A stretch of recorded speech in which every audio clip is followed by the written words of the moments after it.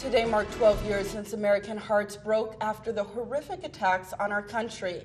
Good evening, everyone. I'm Valina Jones. And I'm Ashley Reed. WBKB reporter Lindsay Iadeluca was in Hillman today with Dr. Richard Olree, a chiropractor who helped at Ground Zero.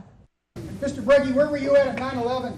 A question that is easily answered by many, but for the younger generations, 9/11 is becoming more of a history lesson than an actual memory. How many of you kids know where you were at when 9/11 happened?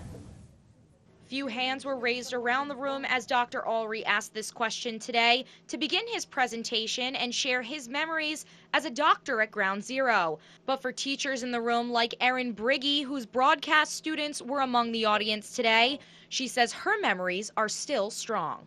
I was a student at Central Michigan University. It was very memorable, and everything that was going on and around me. Of course, had new experiences there, but just kind of the impact of, because a tragedy like this can happen and does happen, you know, the fact that it's real. And it was especially real for Dr. Olree as he went to Ground Zero 3 times to donate his time as a chiropractor.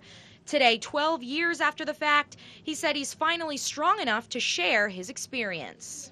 I went there in October, which was almost like yesterday when it happened, and everything was very, very subdued, very, very emotional. Dr. Olree says that this wasn't only a touching day as a doctor who responded, but also as a pilot.